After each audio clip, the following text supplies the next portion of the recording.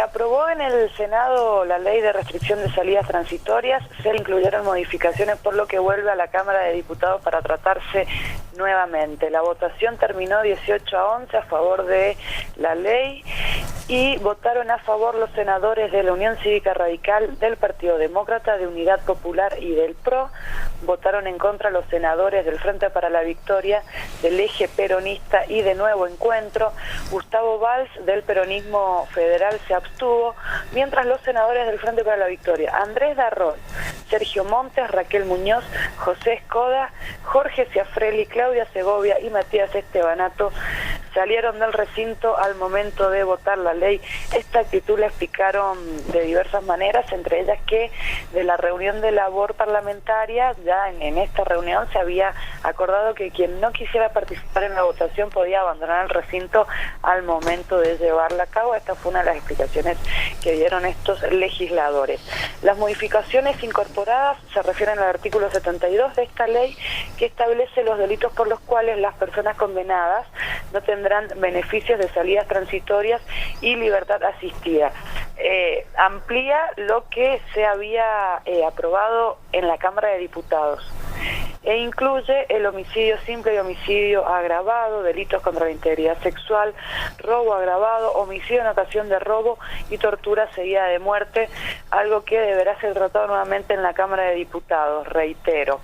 La senadora por Nuevo Encuentro, Alejandra Naman, catalogó de insólito el estudio y el análisis de esta ley en solo 2 semanas, aunque hay que tener en cuenta que insólito también fue el análisis que recibió en la Cámara de Diputados, paralelo al desarrollo de la sesión maratónica en la que obtuvo esta media sanción, a la que Naman definió de barbaridad. Charlamos con Alejandra Naman, quien sobre este proyecto nos dijo lo siguiente. Esto genera una violación al artículo 16 de igualdad ante la ley de las personas, y porque también se crea frente a un hecho coyuntural que creo quita de ese análisis responsable que tenemos que hacer cuando hablamos de seguridad, porque cuando hablamos de seguridad no lo podemos plantear solamente por el régimen de ejecución de la pena y por las salidas transitorias. Seríamos muy ilusos, muy tontos o muy necios pensar que por este tema vamos a solucionar o mitigar la seguridad. La seguridad se empieza a tratar viendo cómo actúa nuestra policía, qué pasa con los jueces de ejecución penal, qué pasa con la justicia y los fiscales, cómo estamos detectando precozmente, inclusive en las escuelas, los casos de chicos vulnerables que pueden ser posibles, pueden iniciar posibles carreras delictivas. En eso sí estamos fallando, pero la verdad que solamente estamos hablando de cómo tratar de lograr medidas más duras, leyes más duras, ejecuciones más duras, más que prevenir a que el delito se cometa. Y esto creo que deshumaniza un poco la actividad del legislador y deshumaniza lo que quiere decir la ley. Era la palabra de la senadora por Nuevo Encuentro, Alejandra Naman, criticando la ley que ayer obtuvo, que fue aprobada ayer en el Senado y que volverá a la Cámara de Diputados, sí planteando esto, que la seguridad no se soluciona en lo que se refiere a la restricción de salidas transitorias, que es lo que plantea esta ley, sino que hay toda una cadena, toda una estructura sobre la que se debe trabajar y que tiene que ver sobre todo en la prevención.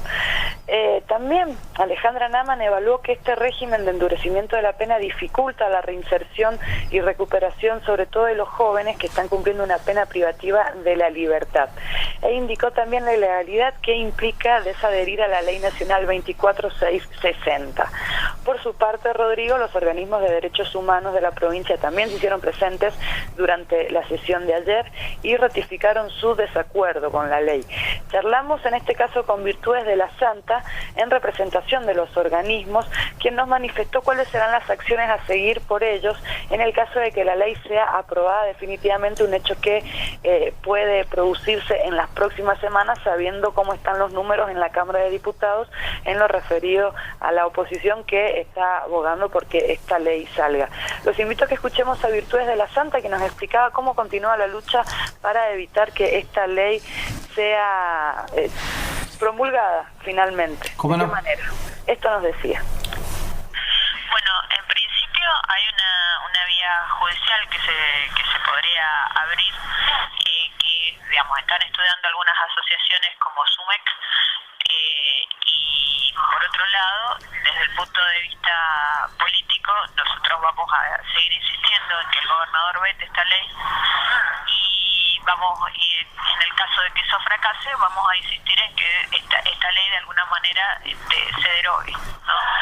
Porque o que se modifique, porque también se puede modificar y volverla a adherir a la ley 24660, que es la ley nacional y que es lo que nosotros básicamente estamos cuestionando.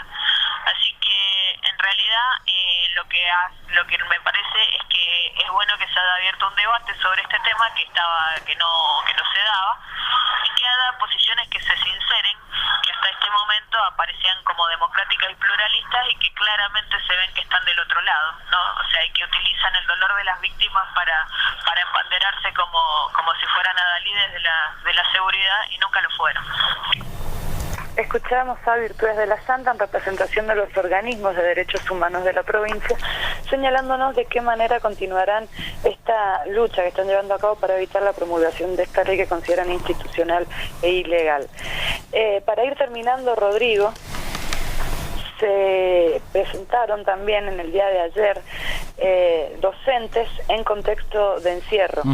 En representación, Marta Remón, en representación de estos docentes, entregó una carta a los senadores en la que manifiesta varios argumentos por los que ellos se oponen a la sanción de esta ley. Señalan en esta carta que una ley no previene el delito ni la violencia, mucho menos una ley que recrudezca las condiciones de detención, empeorando las situaciones de hacinamiento, vulneración y violencia en las cárceles.